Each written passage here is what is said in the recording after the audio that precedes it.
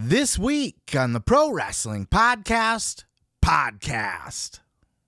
Vince McMahon is back in the news with a brand new documentary, a brand new lawsuit or two to go along with some accusations, and he wants to return to the job despite it all.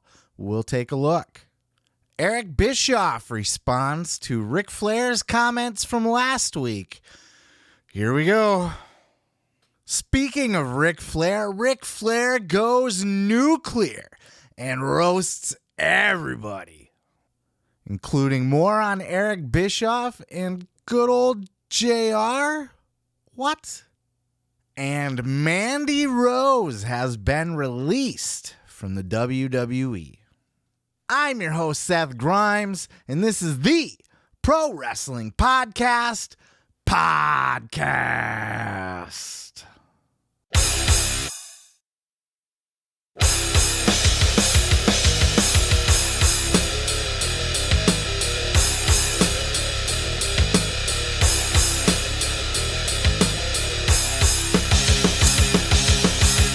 What's up, y'all? It's your boy, Seth Grimes. Merry Christmas.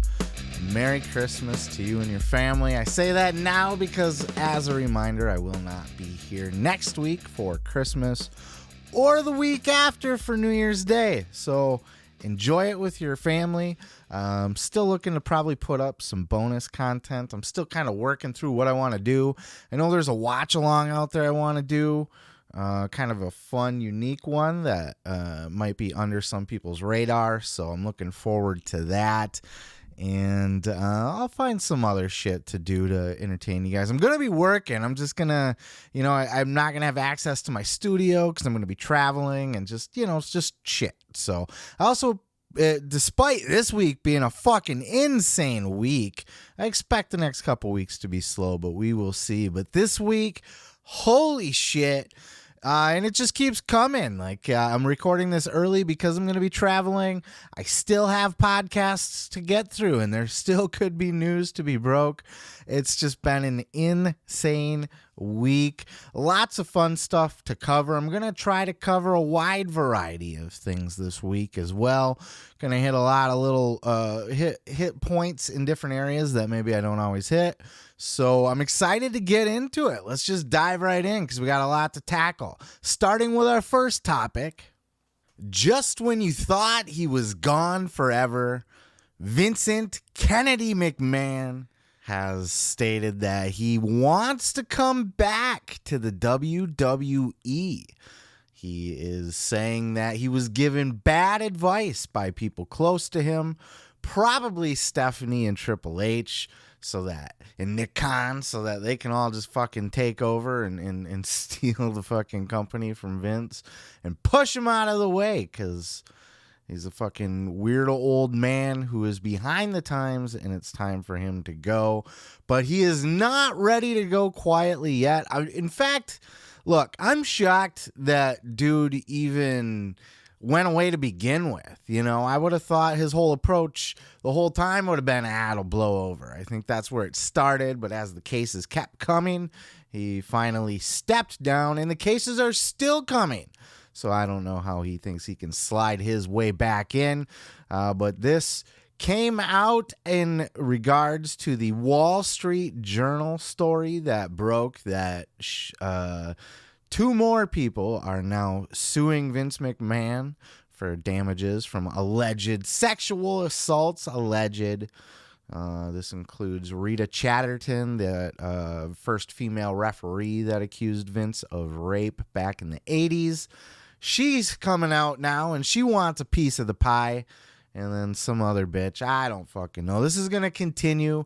Every chick that Vince ever had sex with is going to come out of the woodwork and try to get a piece of that big money pie that Vince McMahon's sitting on. And it could be really bad for Vince. This could just keep happening until he's fucking bankrupt. You know what I mean? They can suck him dry for all he is worth. But yet, despite all of this, he is wanting to come back to WWE. And I don't know if he just feels like he can just stroll through the front door and fucking take right back over. Let's take a look at this clip from Brian Alvarez as he kind of gives his thoughts on the situation over at Wrestling Observer Radio. Despite his retirement, McMahon remains WWE's majority shareholder. In the Wall Street Journal story that was published today, it is noted that McMahon has told people that he, quote, intends to make a comeback to WWE. McMahon feels that he received, quote, bad advice from people close to him and thinks the allegations would have blown over if he didn't step down. Well, these two new allegations suggest that wouldn't happen, but that's what he thinks. And then it goes on and on. So Vince McMahon is the majority shareholder in WWE. So he owns the majority of the company. Regardless of who's running it or who told him to go away, Vince is the biggest. He has the biggest slice of that fucking pie that everybody's coming for, right? Like, he's still the majority owner. And with that comes a lot of influence. Now, can Vince just stroll right through the back door and just sit back down at Gorilla Table and fucking throw the headset on and be like, well, I'm back now? No, not exactly. So as the majority shareholder, he has a lot of sway. He can influence the board of directors, but ultimately this decision is up to the board of directors. If they don't want Vince McMahon in there, then they're not going to let him back in. You know, they are who appoints the chairman and the CEO, and they are the ones who make these kind of big decisions. You know, Vince was in a position where he left, but if he wouldn't have left, he probably would have been asked to leave by the board. It was a coup in a sense, right? Like the board overthrew Vince, and rightfully so, because he was creating a lot of bad press, and he's continuing to create bad press. You know, Vince McMahon is in a lot of trouble, and it's heat on the company, and it's better to step aside and let the company continue to function. He's right to an extent that this will eventually blow over. You know, people are talking about it now, but once the people stop coming out of the woodwork trying to sue Vince, people are going to forget about this. You know, they'll remember, but it's not going to be like whatever. You know what I mean? It's the same, like, think about Ric Flair, you know? Like, how irate was everybody and canceled Ric Flair when that Dark Side of the Ring came out and he was showing his penis to the fucking chick on the plane. Nobody cares anymore. They're over it. You know what I mean? So, yes, Vince McMahon, people will remember the things that he did, but I still think at the end of the day, when it's all said and done, he will be loved and admired regardless because he's Vince. But he cannot just walk through the door and come back. He's going to have to go through the board of directors. Now, being the majority shareholder, he has a lot of influence on the board of directors. And quite frankly, I believe he's the one who physically placed those people there. And I'm sure they're going to be sympathetic to Vince McMahon, to say the least. But, I do believe he has the authority to remove board members as well as the majority shareholder. It's not going to happen. He wants to come back. Too late. He's gone. It's over. So I don't foresee this happening, but we all know Vince. He's stubborn as all hell. He never gives up. He loves a good fight. He's not going to go quietly off into the fucking sunset. Vince McMahon is going to fight this to the very last breath.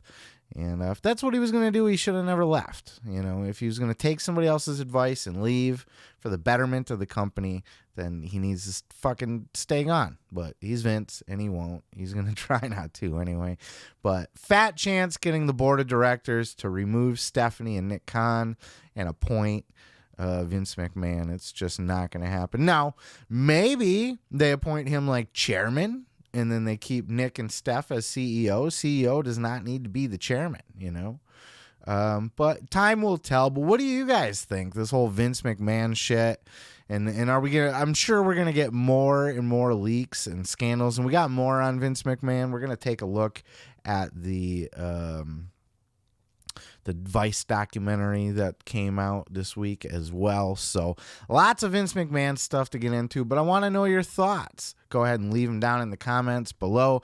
Will Vince be back in the WWE, or is he gone forever? And should he be back, or should he be gone forever? Let me know. On to the next. Speaking of Vince McMahon, the 9 Lives of Vince McMahon documentary has aired on Vice. Apparently, this is a documentary that they've had in the can for quite a while, and it was pretty good. It was not unlike a Dark Side of the Ring episode, just longer. It even had, some of the reenactment type things. I think they actually used them from the Dark Side of the Ring, though, so I don't think they did them for this particular show, but you could tell it was in the same vein as those. I don't know if the same producers were involved with this Vince McMahon doc or not. It was an unauthorized doc as far as I can tell.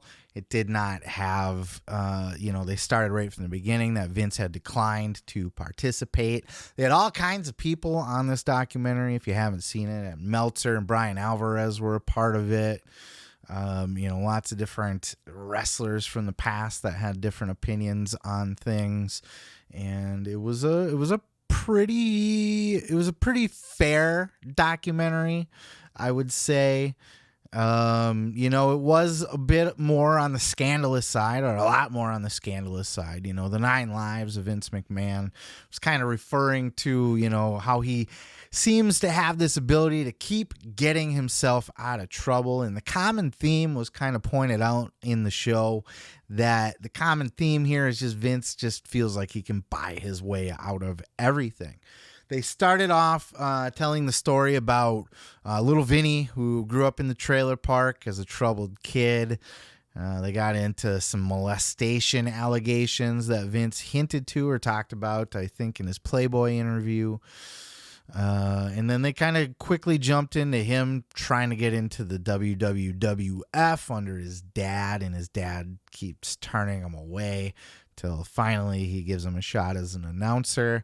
And it just kind of goes through his whole story, but it hits the highlights of the big moments, like, joining WWF under his dad, taking it over from his dad, buying out the territories. We've heard that whole story a million times, told every which way. I felt like this one was a little bit more in depth on the story between him and his dad, though. It was, kind of key. This was the first time I had heard really that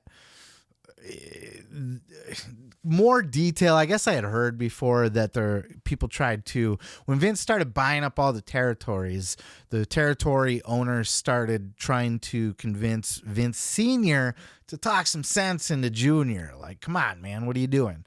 And they kind of went into more detail about that, about the sit down, where apparently Vince Sr. was like, bro, you can't be doing that shit. And Vince Jr. was just like, well, I'm going to fucking do it anyway. And you work for me now, bitch. So you're either going to come along with me or you're not, but I'm going to do it. And it was not very, it was a little, I'm paraphrasing, but it wasn't much different than that. It was very much a Vince. You can see Vince, even his own dad. Well, you work for me now, technically. And, I'm going to go ahead and do this, and you can be with me or you can be against me, but I'm going to do it anyway, and then, they went into the big gamble of WrestleMania, and all of that stuff was really fascinating, because even though I've heard it before, they did kind of have either new details or just approached it in a different way. But then they just got right into his scandals, starting, they covered all of them, dude. They covered Jimmy. I didn't count, but there was probably 9 scandals. That might have been why they called it the 9 Lives, other than but they covered Jimmy Snuka. They covered the steroid trial. They covered Black Tuesday, when he tried to, go on TBS back in the 80s. They covered WCW, and they covered the rape allegations from Rita Chatterton, the referee chick. And it was just, they went really in depth on all his scandals. And the common theme was Vince really kind of feels he can buy his way out of shit. You know, any kind of trouble that he got himself into, throw a little money at it and it goes away. Huh. Well, that works. And he's got a real goddamn good lawyer, too. That Jerry McDivitt guy, you know, he's good at throwing money at problems and making them go away. And, you know, the show covers all the way up into his current scandal and his leave from WWE. And it was very cool documentary, very much worth a watch. I wouldn't say any of it's groundbreaking or, you know, even at the way it's produced, it looks very Dark Side of the Ring-ish, even if it wasn't by Jason and Evan or those guys. You know, it could have just been a different crew on Vice, using some of the same footage from Dark Side of the Ring and just using the same kind of vibe. Wrestling must do good for them. You know, they keep digging into this. I hope this documentary does good for them because I'd like to see more on this kind of stuff. You know, they even talked about Linda, which is something that wasn't really ever addressed by many people. They talk about how it was pretty common knowledge that Linda and Vince separated somewhere around 2012, you know, people inside the industry, but people didn't really know much about it outside the industry. So they're talking about how it kind of looks bad, like Vince is cheating on her and stuff, when in actuality he is single and ready to mingle. Ha ha.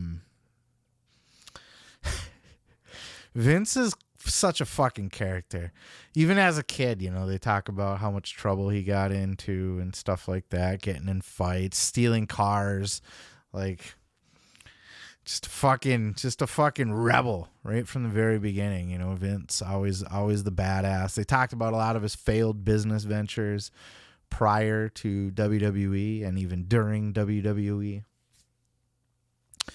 It was, like I said, it's a little dark, but there's a lot of good information in there, a lot of fascinating takes, a lot of interesting perspectives, and it just, the whole thing's definitely worth a watch if you're into that kind of shit. And if you haven't seen it already, I give it very high reviews. And you know, that mixed with all the new shit with Vince McMahon, it's going to be interesting to see what his legacy is going to be. I think there's a movie in the works for Vince as well. And I'm just, you know, the man had quite the downfall. I would not expect to see him back in WWE anytime soon. And he may just end up bankrupt and in financial ruin with all these lawsuits that my guess are going to continue to come. They're just going to continue to come. Russo was on the show too, Vince Russo. It's very interesting hearing his hot takes on everything that was going on, but encourage you to check it out for yourself. On to the next. Well, Eric Bischoff, in true Eric Bischoff fashion, has responded. He clapped back, if you will, at Ric Flair. If you remember last week, we covered the topic of Ric Flair taking shots at Eric Bischoff, apparently in this documentary that Ric Flair's got coming up. And it's supposed to take a deep dive into Ric's whole career and kind of hit it with some truth. And apparently Eric Bischoff was a little too truthy on there. Before that, they had kissed and made up. You know, they said they liked and respected each other, that they were, you know, going out and having drinks together and shit like that.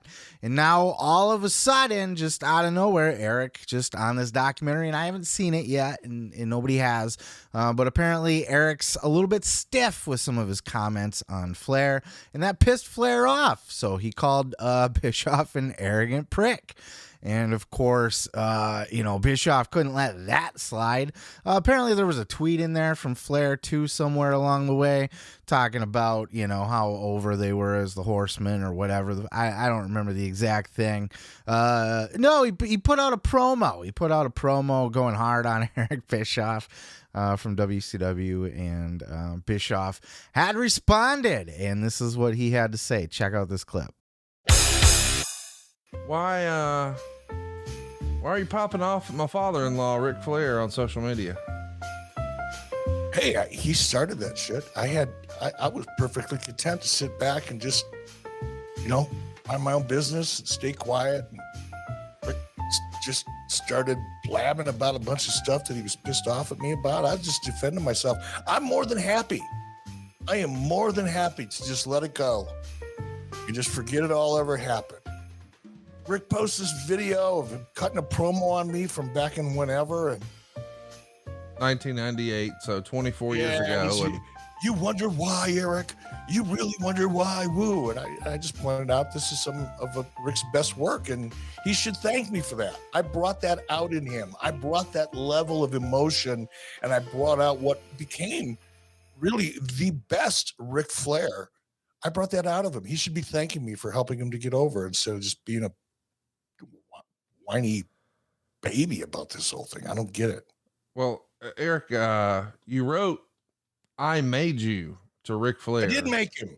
You know, Rick was in WCW right after Ted Turner bought it, and you know, it was great, you know, for a lot of people. But the truth is, WCW couldn't make any money with Ric Flair. So what did Ric Flair do? He went to WWE, and guess what?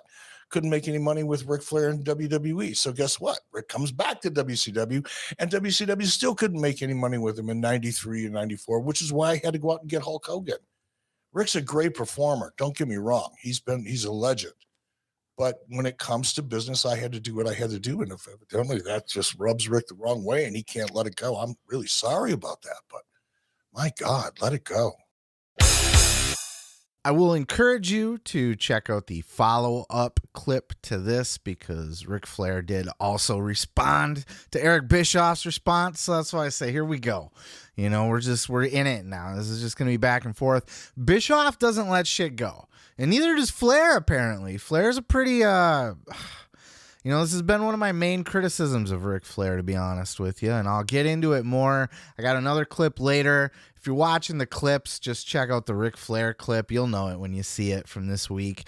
Otherwise, you know, just in general, Rick's a pretty bitter guy.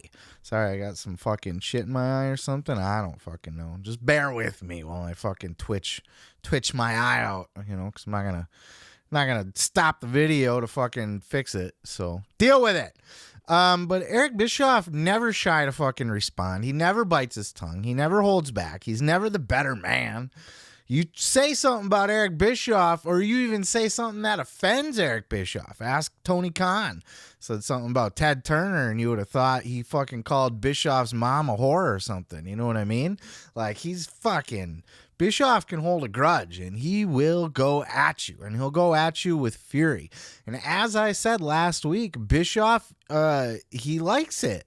This is sport to Bischoff. He gets off on pushing people's buttons, getting into fights, getting into arguments. It's a sport. He wants to see how well he can do in an argument, how well he can hold up. Same with, you know, he fancies himself a tough guy, likes to get in fights just to fucking do it.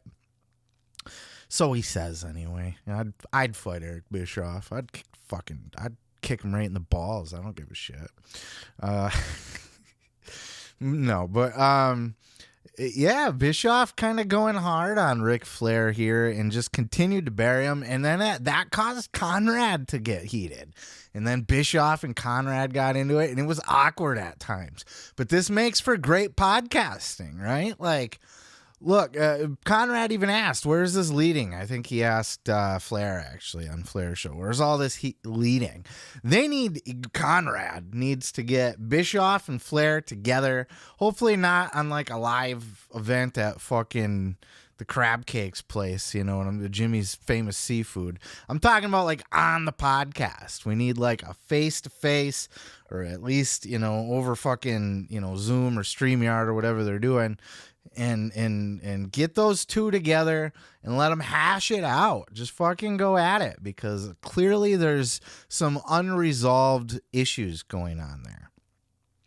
They had kissed and made up and made peace, but I don't feel like either one of them ever really made the peace. I feel like they agreed to just forget about it and be nice to each other, but I don't think their opinions of each other or opinions of, you know, how they feel about things ever really changed. They just, you know, let's let bygones be bygones and let's just get past it.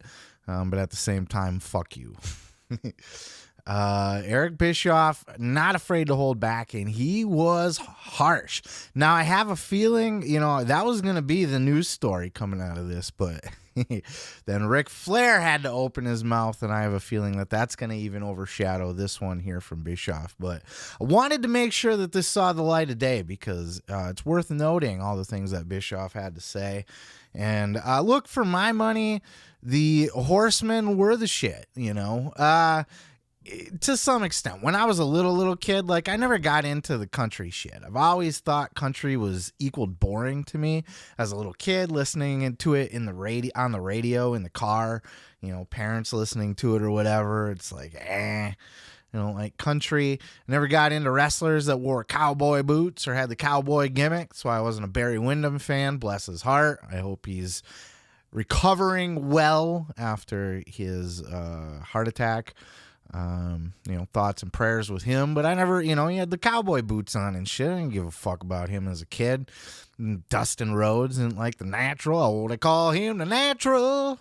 Just that theme music was cringe. Now it's kind of fun, but you get my point. Jeff Jarrett, fuck these Southern country bunking guys. So it's not my thing. Where was I even going? The Horsemen, yeah, they did seem regional to Bischoff's point, but they were over as far as I could tell. I don't know what kind of money they were bringing in the 80s. I'm sure they were bringing in a lot.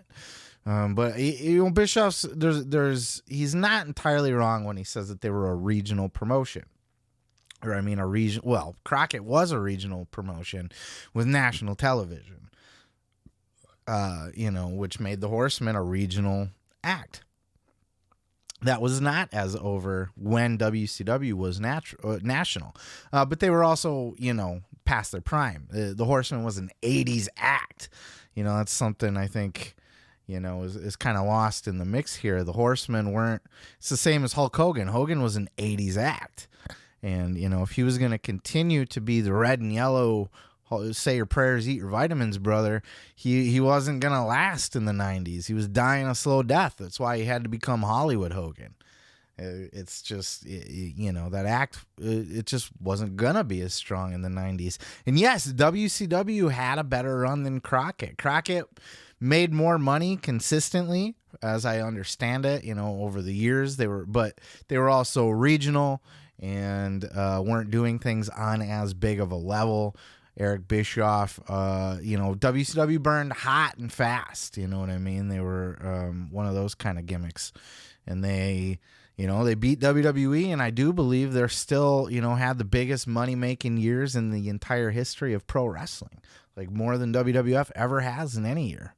Maybe not now. I think that's a bit of a stretch with these fucking billion-dollar TV deals and the sweet Saudi money and all that stuff. But it's something, Conrad said anyway, that Eric Bischoff led WCW to the most, maybe it was in that time, but I do believe he said to this day. So, there's an argument to be had back and forth, but I think the overall point here is, why are we arguing about this 25 years later anyway? Who cares? Let's let it go.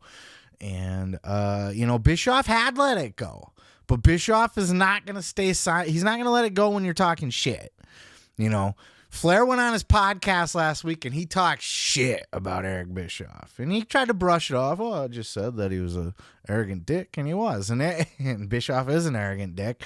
And he'll probably tell you that if you ask him, get a couple beers in him, he'll be like, yeah, I'm an arrogant dick. He knows what he's doing when he says stupid shit like that.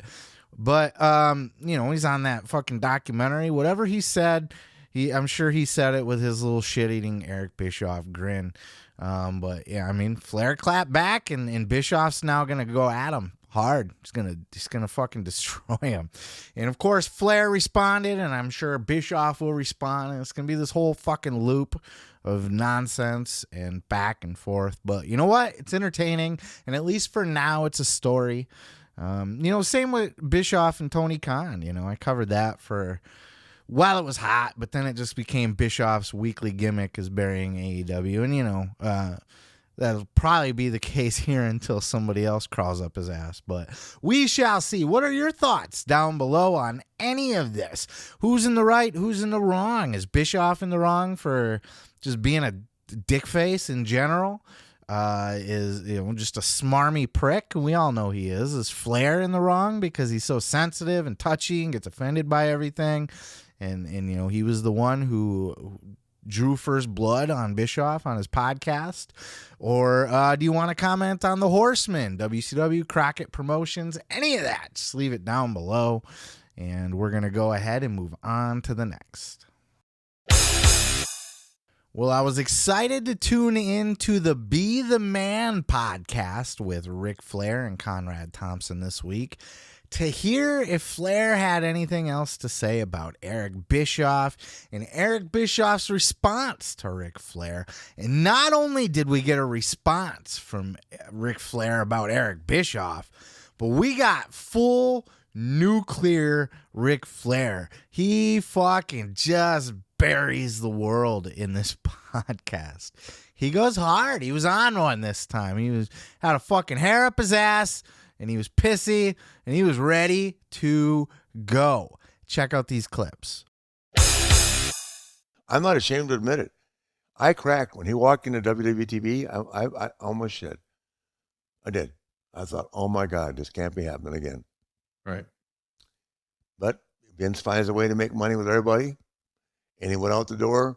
I've been put in a lot of positions. Fucking horrible. Buried in the desert and everything else. I've never been put in a fucking garbage truck and dumped in a fucking garbage can.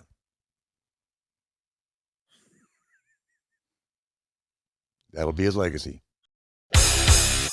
What do you make of this moment of candor from Jim Ross about Johnny Ace?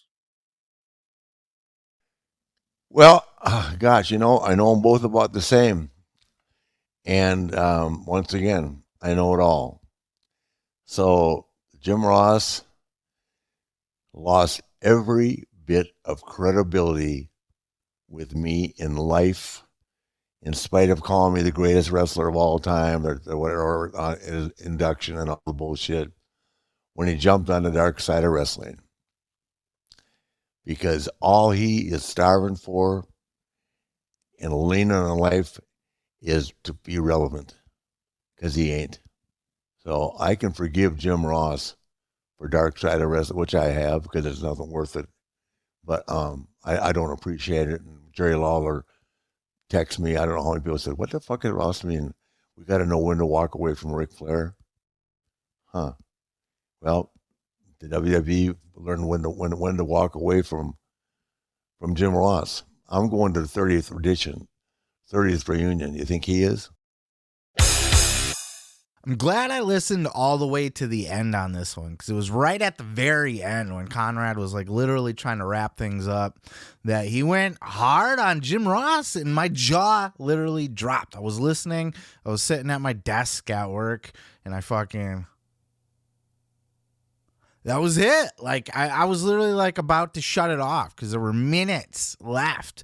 It was just, okay, we're going to wrap things up now, and this is what we're going to do next week, and whatever. They were close to the end, and Flair just fucking, boom, just dropped that bomb on Jim Ross.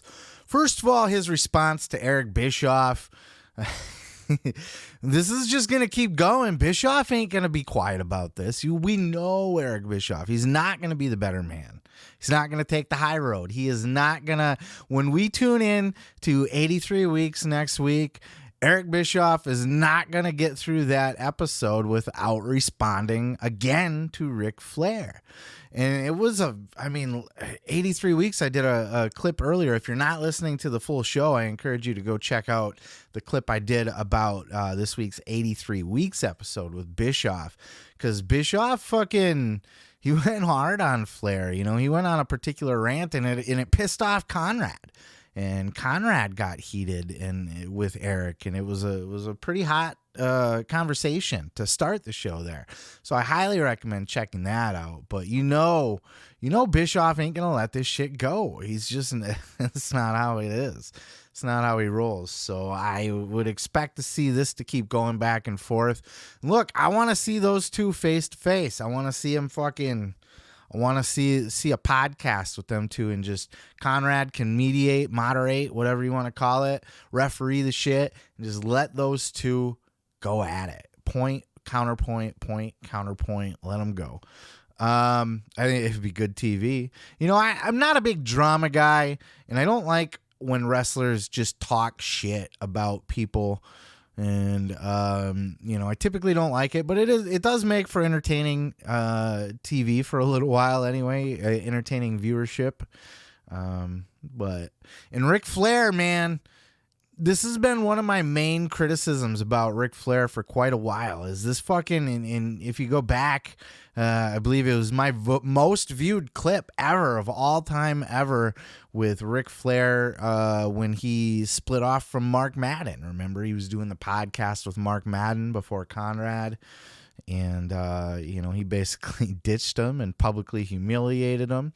And Rick came off as very bitter it seems, and it saddens my heart because I like Ric Flair. I respect Ric Flair. As a wrestling fan, you can't not respect Ric Flair.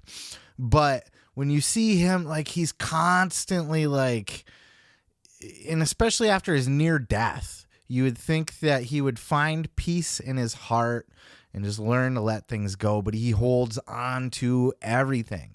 Everything offends him. Everything's a personal shot. Last week, he got pissy at Arn because Arn said that the fucking, whatever, I forgot the name of it, but whatever the gimmick was where Flair was under the mask, under the hood there. And Arn had said that he thought it was a stupid gimmick or a terrible gimmick, and that offended Flair. Like, nothing I do is stupid, nothing I do sucks, something like that. Like, you know what I mean? Like, and he said it a couple times, like it really kind of crawled under his skin a little bit. And now he's sitting here, he's just fucking burning bridges all around him. And he's trying to rope Conrad in with it too, because he'll ask Conrad, he'll be like, what did Bischoff ever do? Did he do this? Huh? You tell me. Or he was doing that with Ross. You know, he's just like, well, I'm invited to WWE's 30th anniversary or whatever. Do you think you think Jim Ross is going to be invited? Huh? No, because nobody likes him. You know, that kind of shit, like, and especially with Jim Ross, like, I was just so shocked he went hard on Jim Ross like that. Like, that was brutal.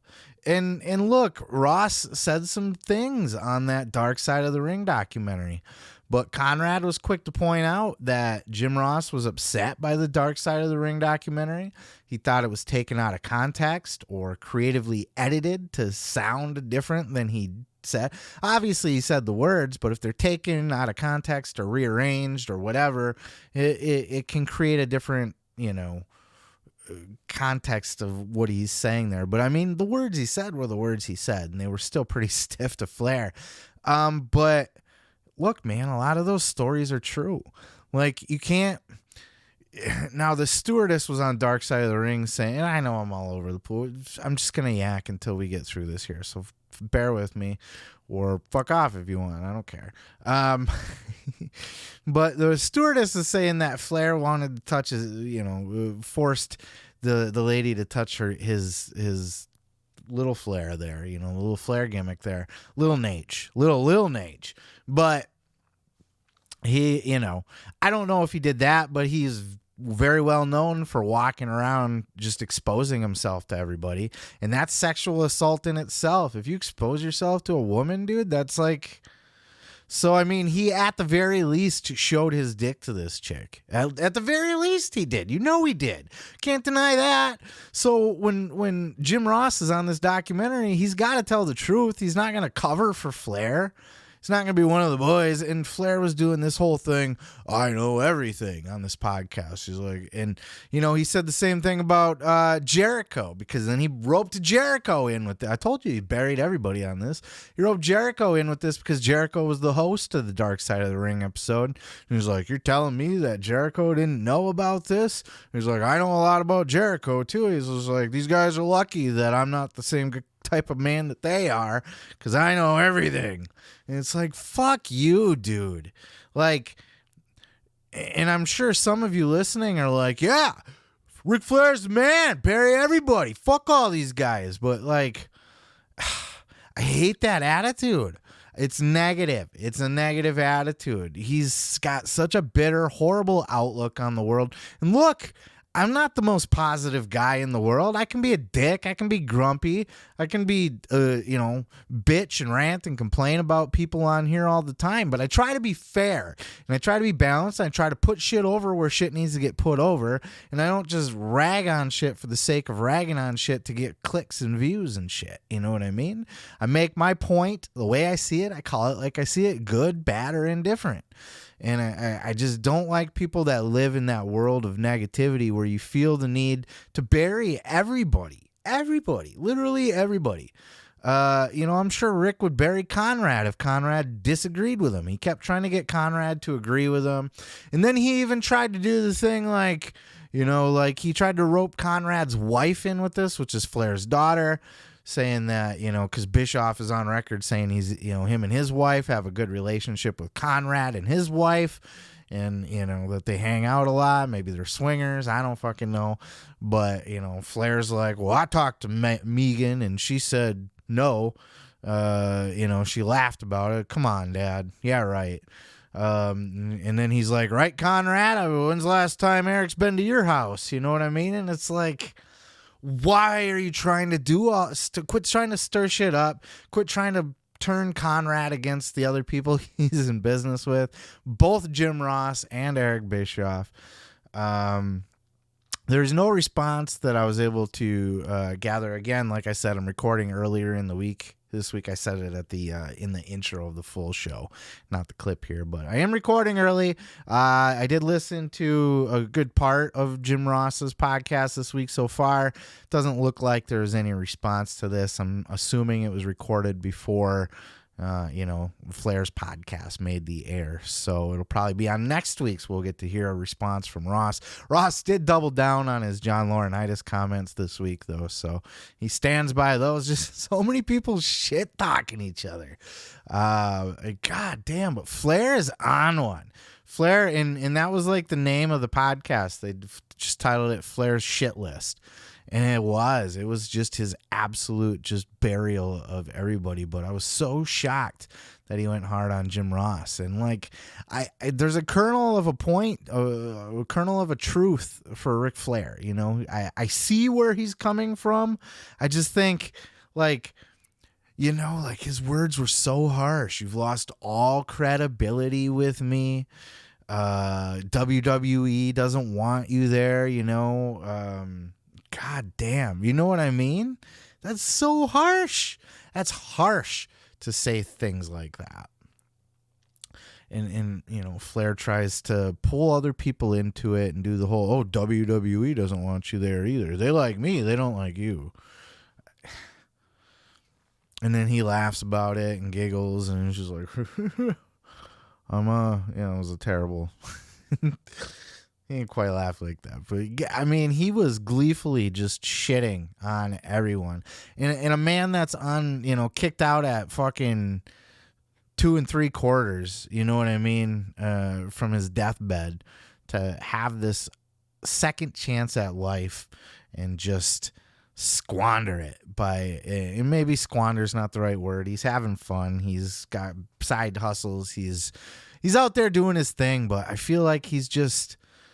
Man, he's going to be laying on his deathbed again one day feeling so sorry about all the people that he talks shit about or all the bridges that he burnt or, what I'm sure on his final deathbed or even when he passes and he looks back, does the whole reflecting on your life thing. I got to imagine he's going to feel really bad about not, trying to... But not just letting shit go and trying to salvage friendships with these people and relationships and just, let the small shit go. But it is what it is. Petty Ric Flair to the bitter end is that's how I see it anyway. That's how I'm calling it.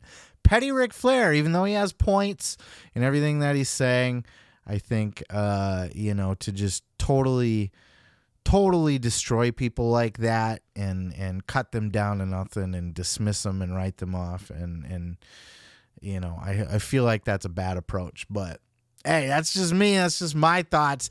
This is an absolute must listen. You have to listen to this episode of this podcast if you're into this kind of shit anyway, because it's fun, it's awkward, it's cringy, it's exciting, it's funny. Flair, he just spends a lot of it on Bischoff and then just goes into a couple other people, and it's like, wow, man, just scorched earth, nuclear bomb, Ric Flair shitting on everybody and put Conrad in a tough spot too. Conrad was pretty uncomfortable the whole time. You could tell he was having a hard time trying to navigate this because Rick kept trying to get Conrad to reassure him and be on his side about everything. And it was awkward, but it was a fun listen. Highly encourage it.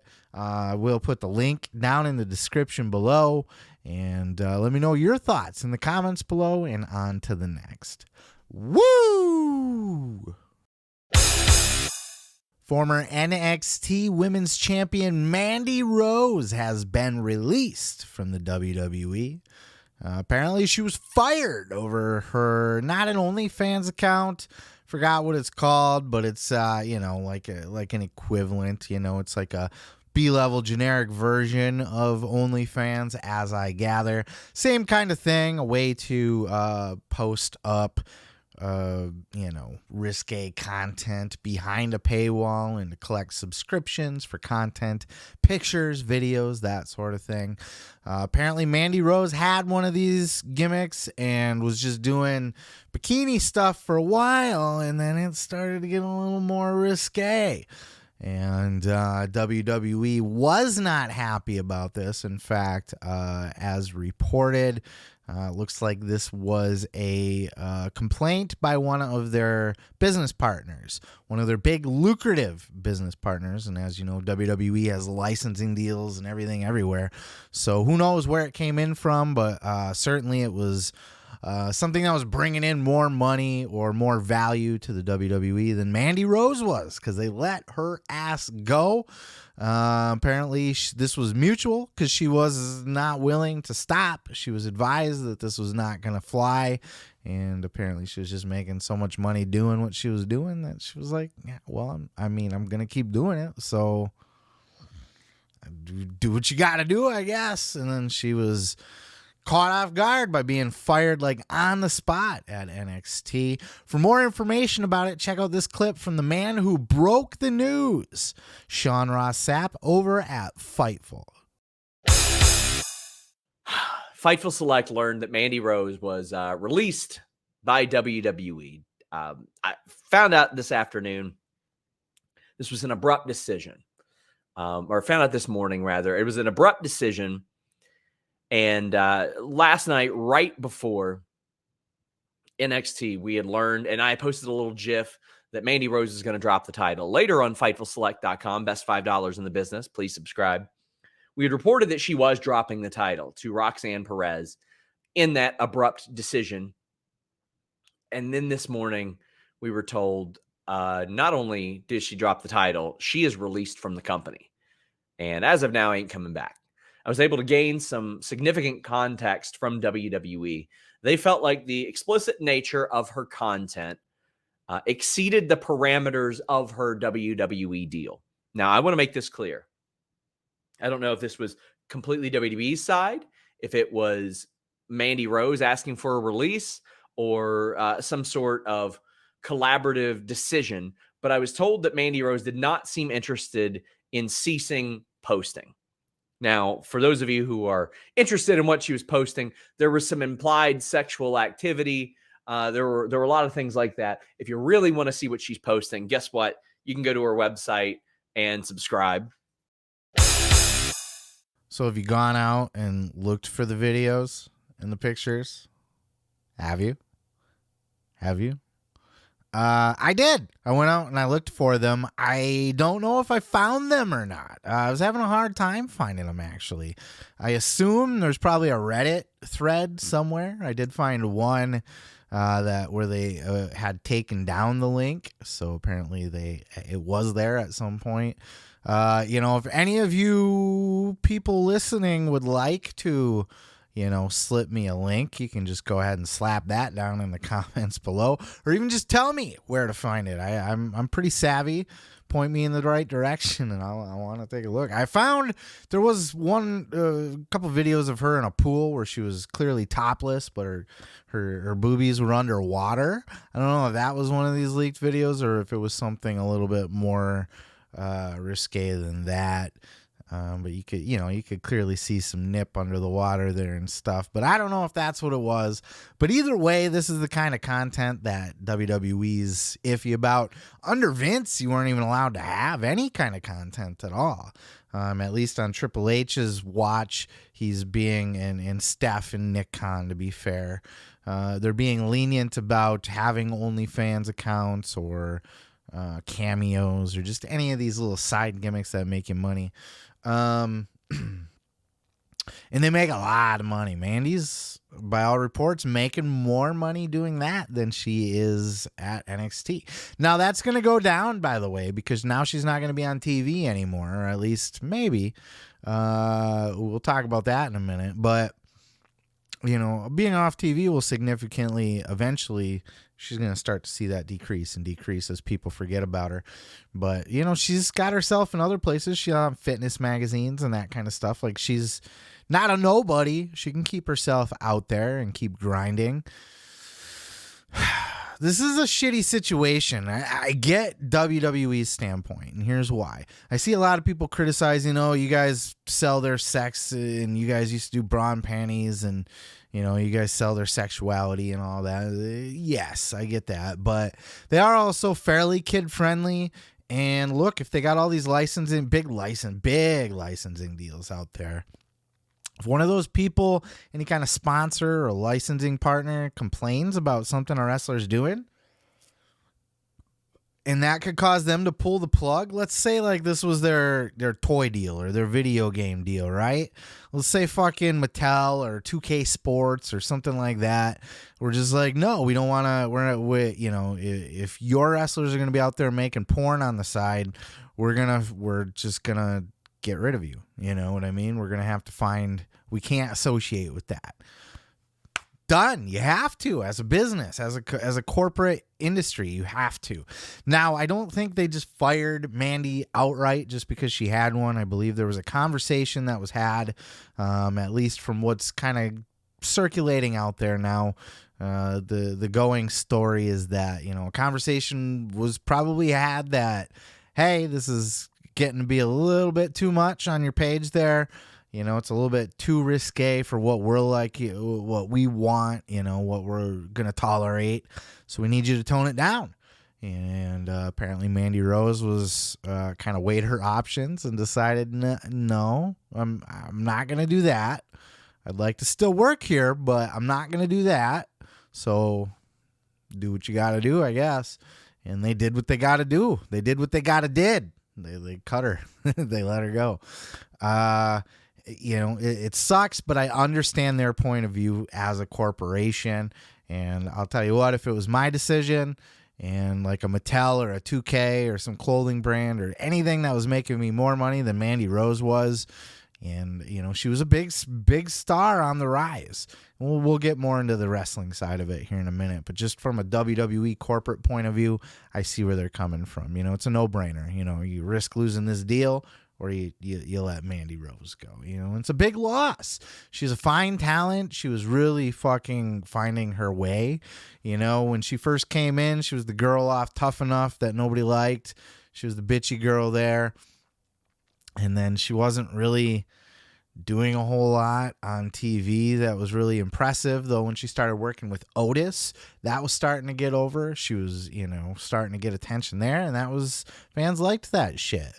And then, when she went to NXT and she kind of rebranded herself over there, she was the shit. Now, on the main roster, I still think, she's under a lot of people. She's got, NXT was the place for her. It was a smart place to go, because otherwise, she's not going to be able to compete with, with Ronda and Becky and Charlotte and fucking, Jesus Christ, I'm blanking on the Bianca, and the list goes on, right? She's Bailey. She's got a lot of people that she's, even Liv Morgan, to a certain extent, I think they're kind of the same thing. You know what I mean? In a lot of ways. And she's got a lot of competition on the main roster is what I'm saying. So then you look over at NXT, it was a perfect spot, and she was dominating over there, and she was doing well. Were her matches 5-star matches? No, but as a character, as a personality, she was getting over, and that's why she had that title reign for so long. It was working for her. It was good. So it's sad to see it come to an end. Clearly, I'm not worried about her. She's going to do just fine. She's making tons of money there. I do expect to see her probably pop up in another wrestling company. We always say when somebody gets released, right, to AEW confirmed. Maybe she'll just go the route of, no, I'm just going to be a fitness model now and do my, generic OnlyFans account, store brand OnlyFans, and just, go about her other projects. But I think, it would behoove her to be on TV. You like that word, behoove? It would behoove her to be on TV. That's going to help her brand quite a bit. Same thing I said about Sasha Banks.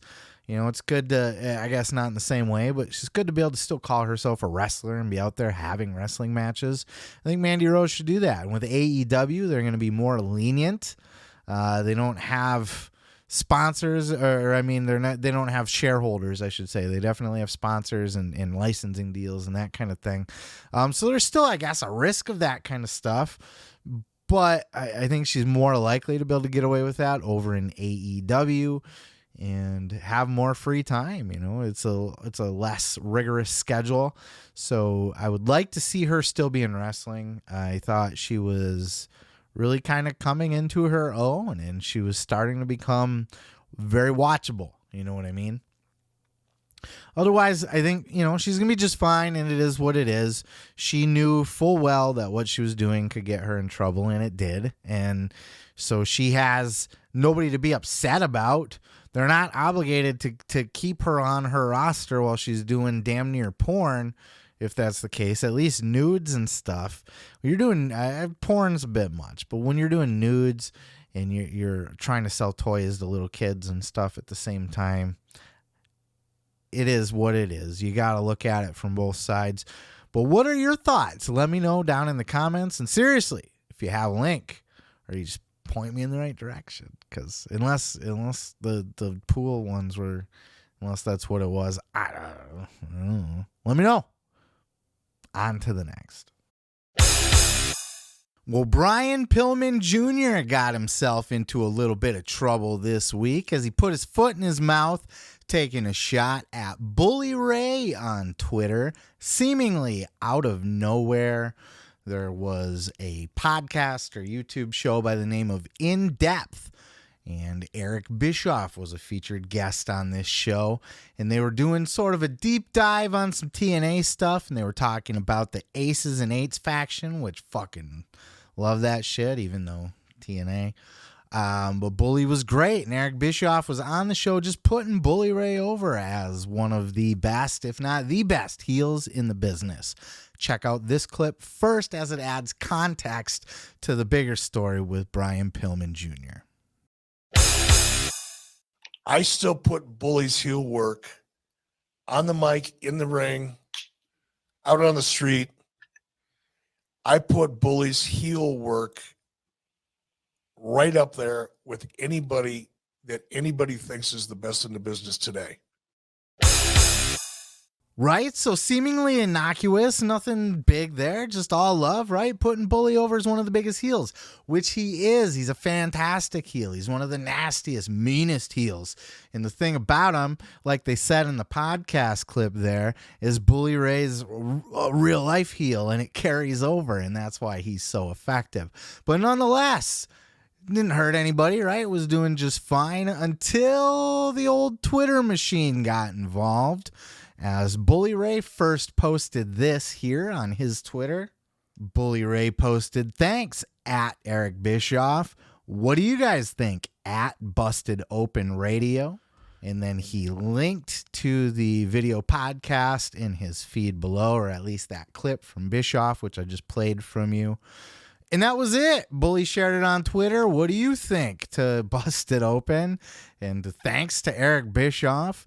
And then just all of a sudden, out of nowhere, we get this tweet reply from Brian Pillman Jr., in which he said, to @BullyRay, Eric Bischoff, and Bust It Open Radio, I think you're an asshole. Why? What did this have to do with Brian Pillman Jr.? What am I missing? Are they working in Angle somewhere on the Indies? What is the story here with this? Why on earth would you, and especially Bully Ray? I mean, he is an asshole, and so is Eric Bischoff, but that's besides the point. You're poking the bear. And poke the bear he did, and the bear woke up, and the bear bit his fucking head off, as Bully Ray replied with this. Thanks, Brian. I think you're a pompous, know-it-all, young boy living off his dad's mid-card name who needs to learn to keep his fucking mouth shut and listen a lot more and only gets a pop in Cincinnati. Other than that, keep up the good work, with a thumbs up. Now, I have not seen Brian Pillman Jr. reply to that. And maybe he meant it as a compliment to say Bully's an asshole, because Bully is an asshole, right? And the whole conversation was about Bully Ray being a heel. But, you know, he called Eric Bischoff an asshole too, which will probably get a response from Eric Bischoff too, because we know how he is, right? We talked about that earlier, if you're watching the full show.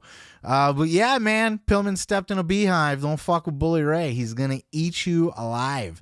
And that was a pretty severe burial, like a very severe one. He brought his dad into it, called his dad a mid-carder. Oh, shit, which he was. But that's a sick burn, because people like to, you know, think of Pillman as this big legend. And he's legendary for a lot of things, but being a main eventer is not one of them. And ouch. And Brian Pillman is kind of living in that shadow still. He's yet to break out and find his own path. In fact, I feel like he's underwhelming. You know, he's been not featured on TV as much in AEW, but could that just be because he is so underwhelming? Him and Griff both, they haven't done anything to impress at all. I love Brian's look. I love that he's Brian Pillman's son, and I love his story and everything. But come on, man. It's time to step out of that shadow and step up. And speaking of stepping up to Bully Ray on Twitter is just a dumb mistake. He got eaten alive by Bully. Now, did Bully need to be that harsh? No. But such as Bully Ray, that's why he is an asshole. In fact, you know he is, and he knows he is too. And he was specifically showing that on display in this tweet here on purpose, I do believe, burying Pillman. And Pillman has not said anything since that I was able to find on Twitter, though he's got a bajillion tweets. How do people tweet that much? I'll never know. I can barely bring myself to be on Twitter, let alone fucking tweeting 37 times a day. But hey, what do I know? I'm just a guy down in his basement yelling at a microphone. But I wanted to touch on this story because holy shit, the drama that can just spark up out of nowhere. And Bully ate that fucking kid alive. And it was almost glorious to watch. Glorious. But what do you think? Was Bully too harsh? Was it funny as fuck? Is Pillman right? Is Bully right? Tell me a story about your mom and your favorite Christmas present. I don't care. It helps the algorithm to put something down in the comments. And on to the next. Dem boys, the Briscoe brothers, the 13-time Ring of Honor Tag Team Champions, were on Busted Open Radio this week with Dave LaGreca and Mark Henry. Them boys all busted up, still scarred, still welted, still bruised, still showing the effects of the insane battle at Final Battle. That was the final battle of the trilogy. Maybe, maybe not. We could see more from these guys. But just what an epic match, and more on that on the backside. But first, let's go ahead and take a look at this clip here with Mark and Jay Briscoe talking about their epic battle with FTR. What is, like, when you look back at your career and you still have a lot more to give, what's your favorite moment so far?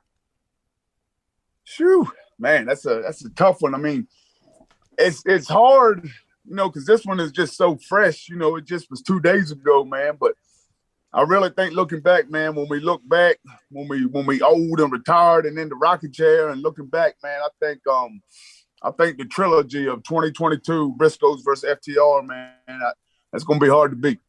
Awesome. Mark, you feel the same way? Yeah, I mean, definitely so. Definitely so. And like you said, we're still rolling. We're still on the ride, and it's still hey, stay tuned. There's more to come. But as of right now, on the ride, I'm definitely thinking that the three that we had with FTR is gonna stand out at the end of the day. This was an absolute match of the year candidate. This was one of the best matches I've seen in recent history. FTR is like my favorite tag team. I love their just their technical prowess. The way that everything that they do is just, it's so they're just on another level as far as psychology and just their technical abilities and their delivery. It's fantastic. And when they get in there and they mix it up with the Briscoes, you got these guys that are like technical wrestling, excellence of execution, like the Hitman, tag team specialists.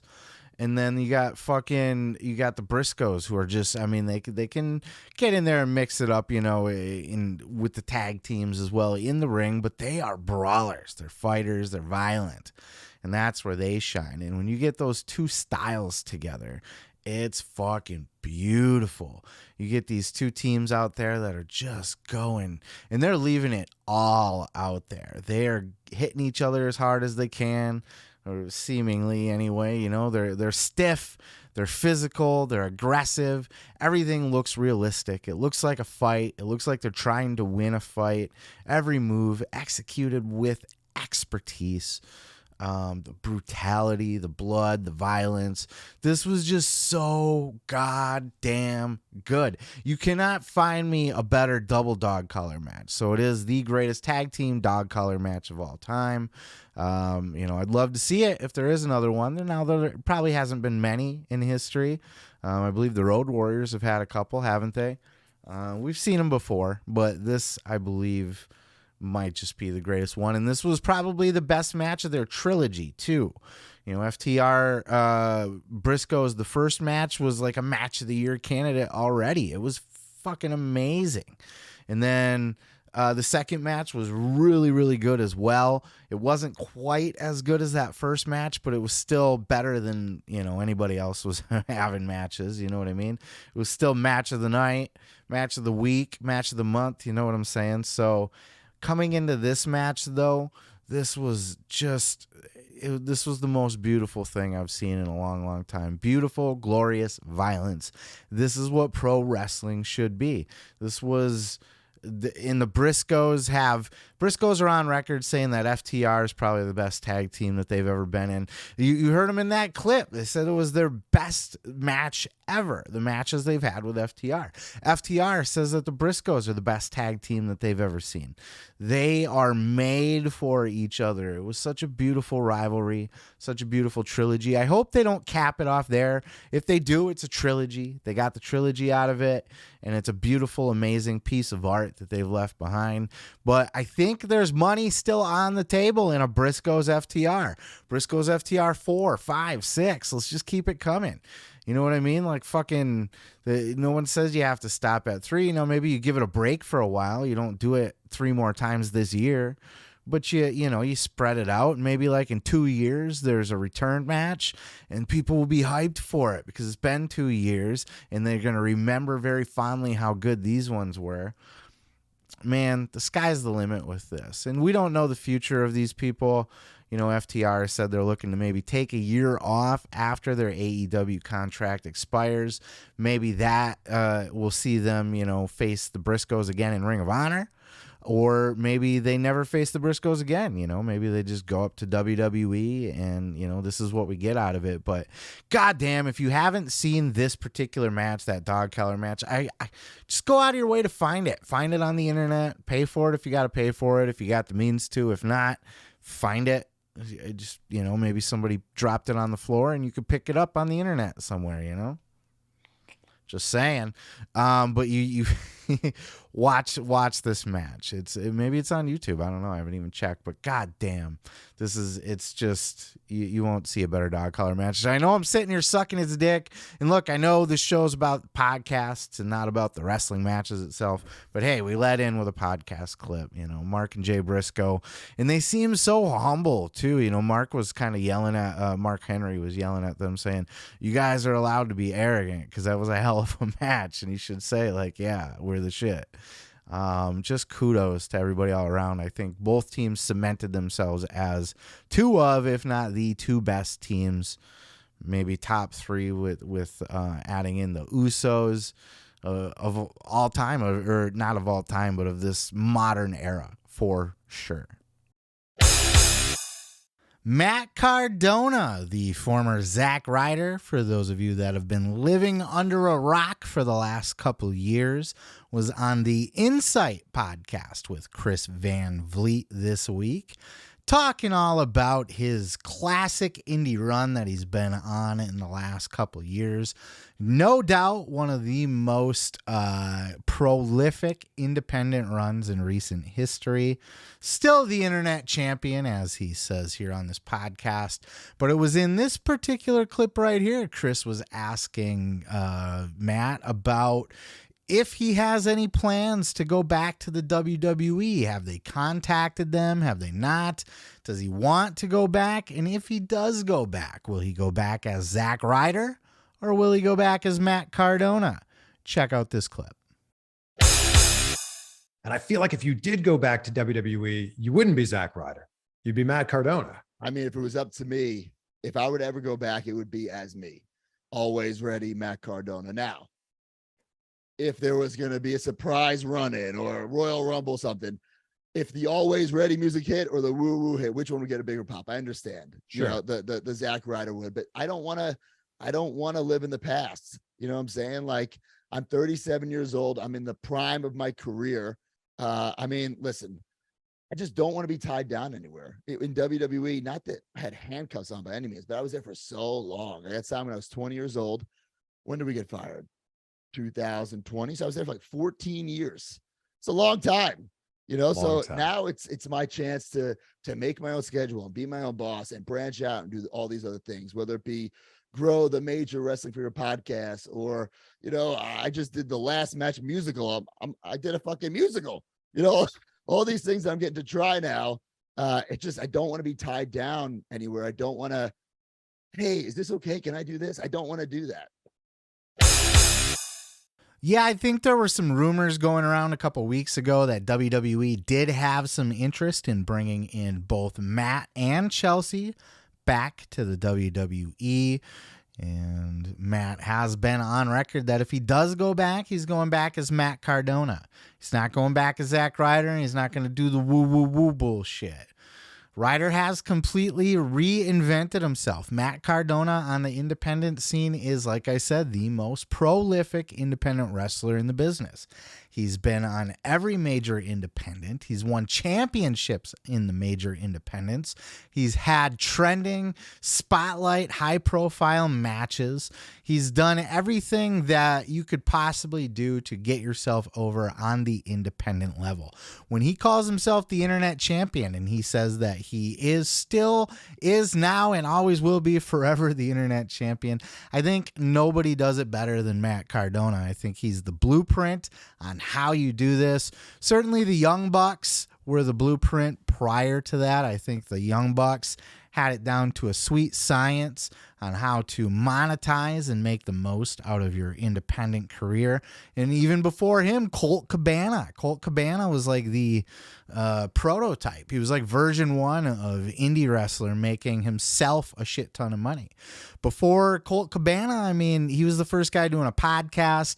He was the first guy to really bust out merch and just be hustling his merch everywhere and everything else. He was the trendsetter. He was the groundbreaker for that, for the whole independent scene. Before that, you had to have a big machine behind you. You had to have the corporate WWE or the corporate WCW, or you had to have some kind of company behind you, TNA, whoever it was, pushing you as a product and selling your shit for you.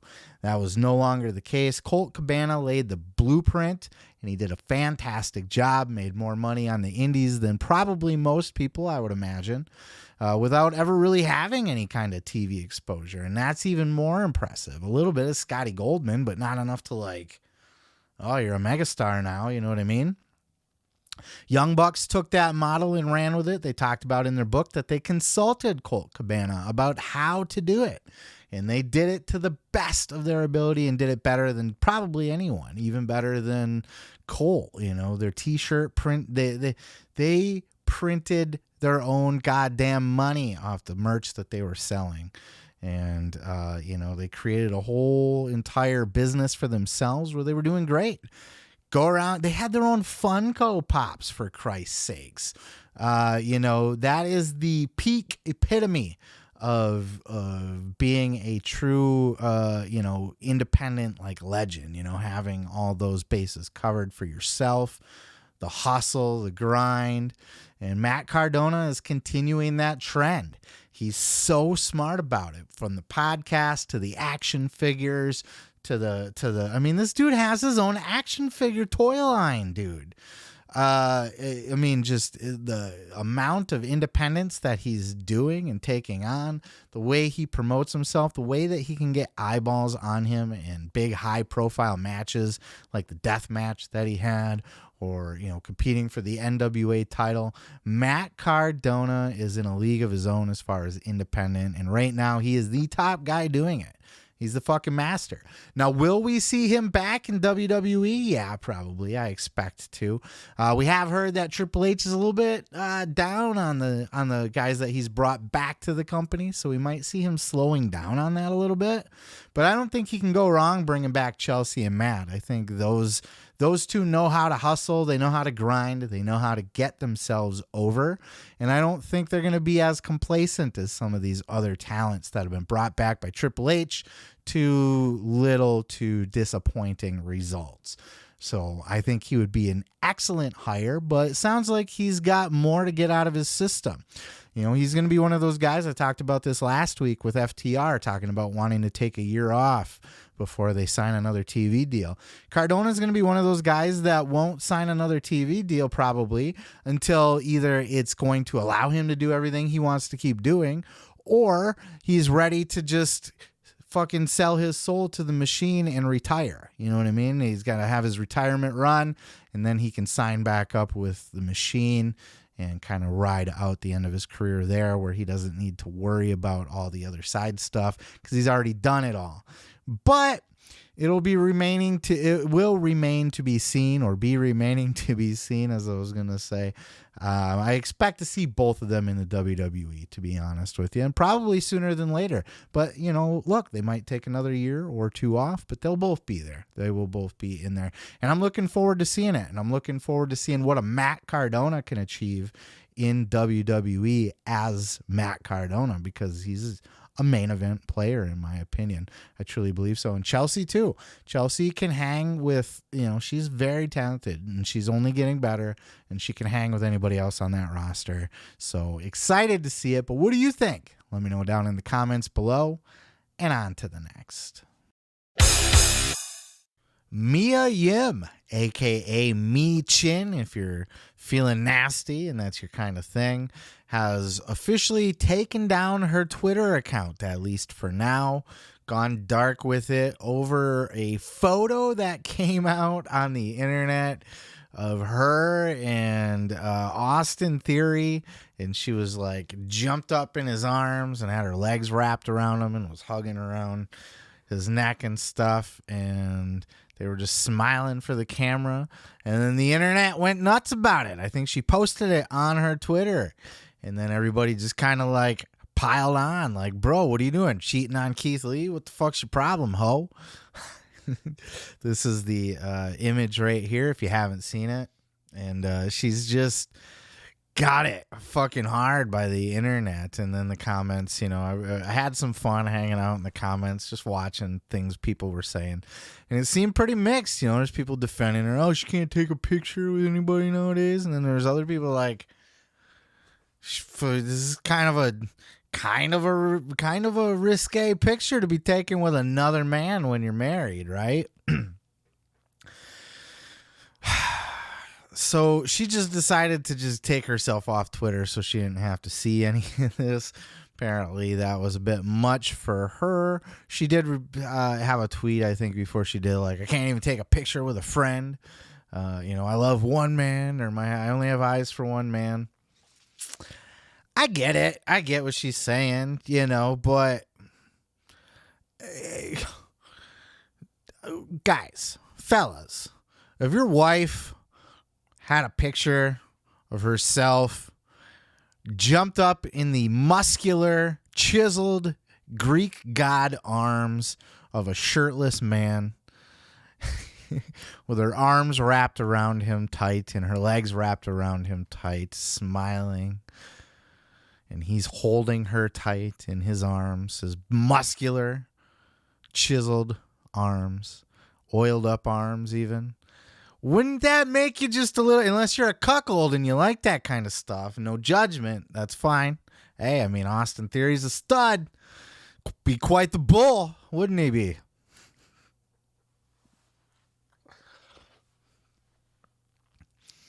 But I mean, like, I think there's a lot of guys that would get a little off put by that. I don't know. I mean, jealous, maybe. Yeah, if some guys are prone to jealousy, that could cause a lot of jealousy.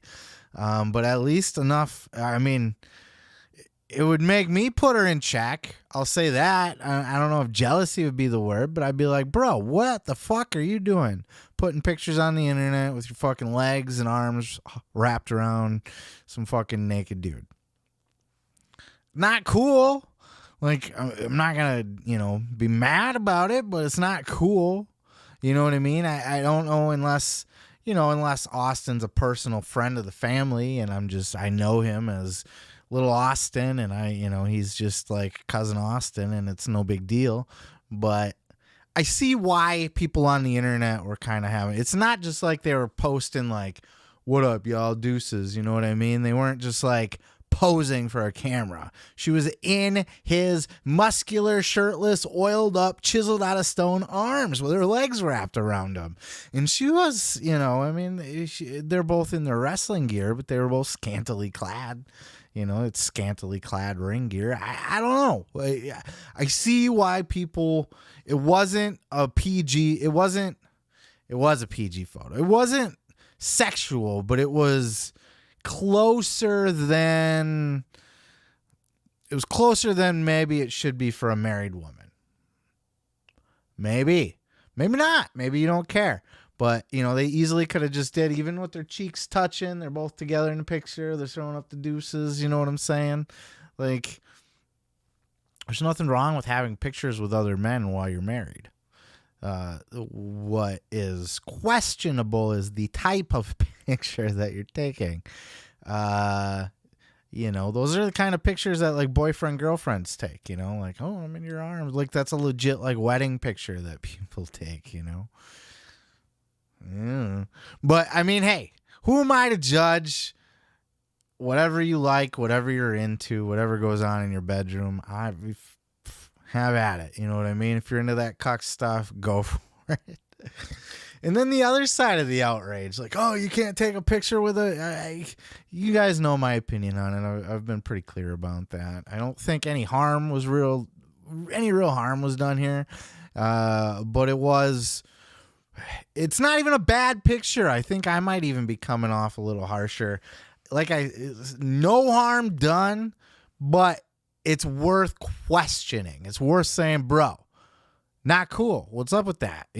Like, was there a reason for that picture? Like, I get why the fans are questioning it. It's not like just two buddies posing for a picture.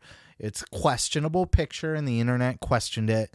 And Mia Yim, I mean, I get where she's coming from, and she made her point. But she's, got to deal with that kind of stuff. It's a silly picture to take, in my opinion. It just is. Call me traditional. Whatever the fuck. But, she went ahead and took herself off Twitter so she don't have to deal with that until all this blows over, which I'm sure it will, and she'll be fine. Good old Me Chin will be back. Don't worry about that.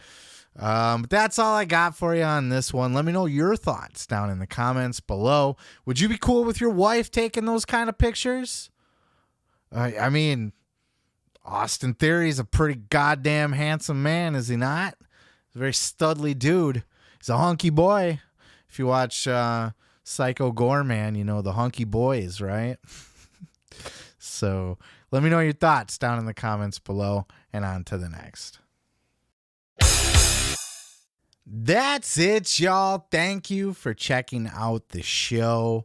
I appreciate you watching all the way to the end. I'm excited to fucking get on some Christmas vacation. I will miss hanging out with you guys. Barring any breaking news, again, just a reminder, no show next week, which is Christmas Day.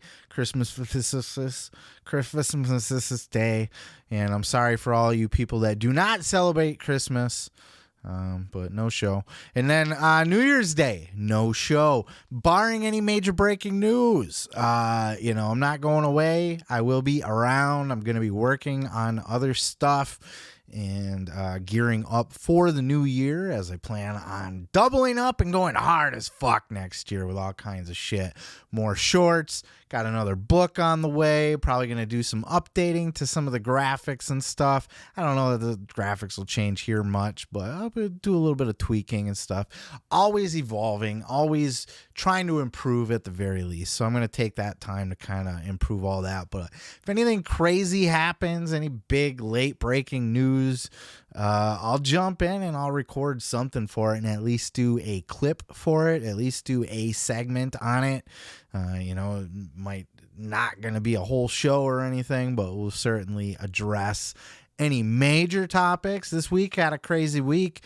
I expect things to chill out around the holidays, though, and I hope you guys chill out around the holidays. I hope you get to relax, have some fun, enjoy time with your families or your fucking dog or whatever you do on Christmas. Hope Santa brings you lots of good presents, all that kind of fun stuff. Keep an eye out if you're watching on YouTube or if you're listening on the podcast. Why are you not on my YouTube channel? Hop on over and check me out. It's going to have some updated bonus content of some kind over the holidays. I am going to do a watch along for sure of one match. It's going to be actually I found a match. I can tell you here at the end. It's going to be, I found a match with Asuka when she was in Japan, like a mixed tag match where she spends significant amount of time in the ring with Minoru Suzuki, and it's pretty intense. So I thought I would share that with you guys. WWE kind of put a damper on my watch alongs that I did for some of their content. Around Survivor Series, I did some War Games watch-alongs and stuff, and I did a fun Royal Rumble watch-along, and WWE took it all down. They said, fuck you, you can't have that. I disputed it, and it was back up for a little bit, and then they took it all down again, and they said, no, fuck you some more. And I kind of kept pushing it. You can keep driving it because it does fall under fair use to do a watch-along because you're doing commentary and reactions and stuff, but at the end of the day, it's not worth the fight. You know what I mean? So for the views that they were getting anyway, that kind of stuff. But I think this one will slide under the radar. I'm hoping anyway, because it's from Japan. So we're going to go ahead and try a watch along for that. I'm thinking about some rankings. It's been a while since I've done a tier ranking. Maybe that would be a fun one to bust out as well, or a tournament of some kind. I got to think outside the box. I got to get to thinking about that, but I am going to produce more content over the next couple weeks. Just not going to be doing full episodes of the Pro Wrestling Podcast. It's a lot of work, to be quite frank, and especially when things are slow, as I expect them to be on the podcast front. A lot of the podcasts are going to be playing best ofs and that kind of thing, as those people spend time with their family on the holidays, and people are going to be traveling. I'm going to be traveling. It's like, whatever. So, but that's just to set your expectations. So if you don't see me for 2 weeks, don't think I abandoned you or that I'm going away. I'm going to come back harder and hotter than ever in 2023. And I don't just mean hotter on the podcast. I mean, I'm going to be sexier too. I'm going to get sexier over the new year. I'm going to lift some weights, beef up, take some steroids like The Rock. You know, that's all I got for you. Like, follow, subscribe. Seth at Seth Grimes Media on Facebook, TikTok, or Twitter if you're on any of those. I'll be hitting those harder in the new year as well. It's been a spot I've been slacking on. It's keeping content posted on social media, and especially the shorts and stuff. As I've taken on the reaction videos, I've been that's kind of eating up a lot of my editing time where I would spend on shorts and stuff. But I'm gonna try to, if I got to squeeze an extra day in or just do what I got to do. I mean, we got to do what I got to do until I make it. You know what I mean? I'm going to keep the grind. My main goal for 2023 is to get my YouTube subscribers up over 1,000. I have just passed 600 as of this recording. So I got 400 more to go. It's been climbing quicker. The higher I go, the quicker, the easier, once I'm up 100, the next 100's easier to get. So, once I hit 500, 600 came around pretty quick and so on. So I'm hoping fairly quickly in 2023, I can hit that 1,000 subscriber mark where I can start monetizing. I can add a merch store to the YouTube channel down in the links. I can start, attracting sponsorships, and that's going to allow me to continue doing this. And eventually I want to just do this full time. This show, other shows, lots of shows. I'll be doing fucking 5 times the content if I'm a full timer. And that's my dream. That's my goal anyway. That's what we're working towards. I'm going to ask Santa Claus for it, and we'll see what he brings me under the tree. Hopefully he brings me your subscription, and that's all I got for you. Peace, love, and pizza. I am your boy, Seth Grimes, and we will catch you in the next episode. I almost did my reactions ending. I get them mixed up. I do that with the reaction channel too. I'll try to end it like the Pro Wrestling Podcast. Because my reaction channel, it's like, we'll catch you in the next reaction.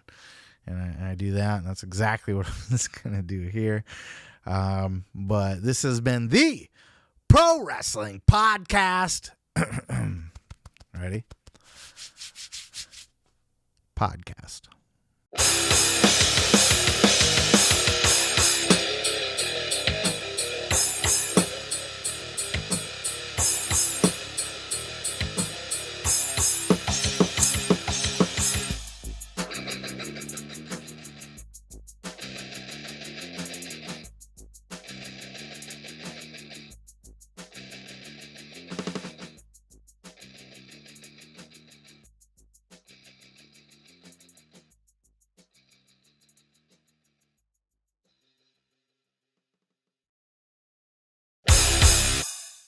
I hate juggalos.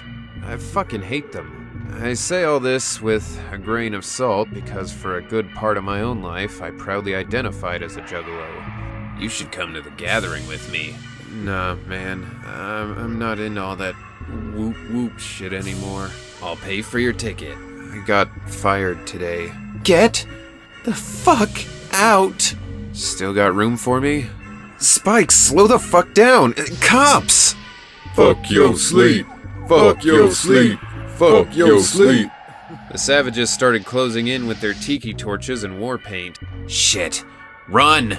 You guys got a dead body here already? Even the aliens were throwing shade. It was pure panic and intense horror. There was a guy I saw got chopped in half. I had nothing left to go back to. You alive? Yep. The Gathering. A bold journey into the belly of the Juggalo underworld.